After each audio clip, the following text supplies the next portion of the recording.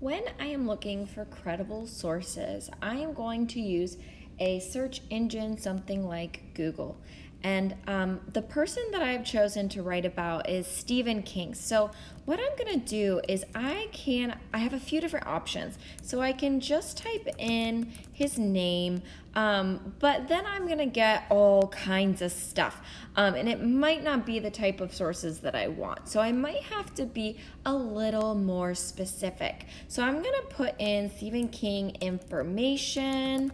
I could type in Stephen King biography. It's really up to you what you would like to type in to get some more specific information about the person you have chosen to write about.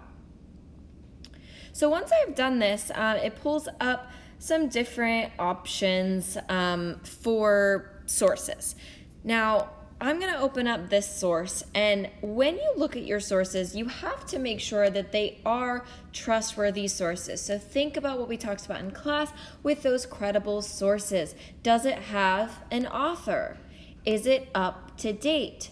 Is it unbiased? So does it have factual information and not opinions?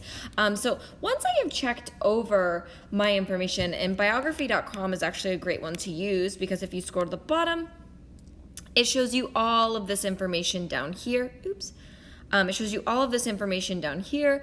So it does have an author. It is up to date. The last time it was accessed was the last time that it was updated was March 30th, 2021, which is pretty recent, right? So I know that this is a trustworthy site.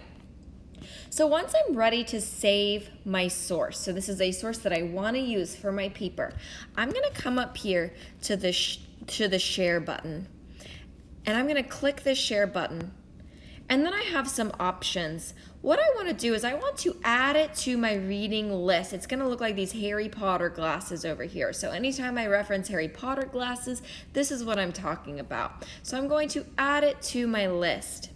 And once I've added it to my list, I can come up here and click on this book in the upper left-hand corner. So when I open up the book, make sure to select the Harry Potter glasses, and then I can see all of the sources that I've saved. Now, if I want to delete a source, all I have to do is take my finger and slide it, and it'll delete it, okay? So under my Harry Potter glasses, I now have the biography.com.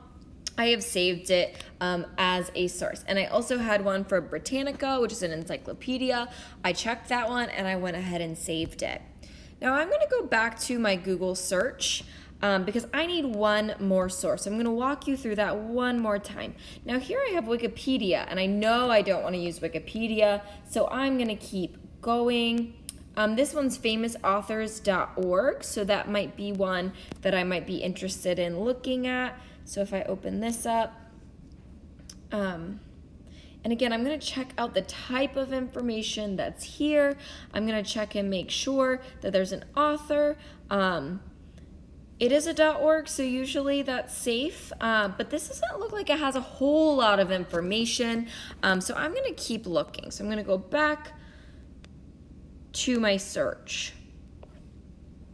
Okay, now I might want to type in something different. So biography. And I might want to look through these ones. Looks like I'm getting the same type of stuff. So I'm actually going to type in Stephen King interview and see what I get.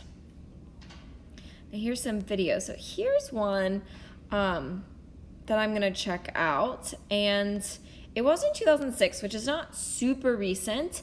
However, it does have the authors listed, and it has a lot of, so if I go down, it's an interview, so it has a lot of direct quotes from him down here that I'm really, really interested in. So once I decide, and it's a .org, so I know that that's a good thing.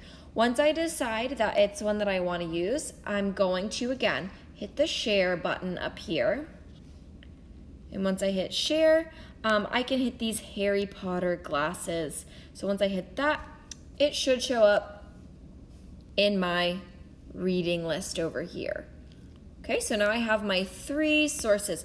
And to submit the assignment, make sure that you screenshot your reading list so that I can check out your sources.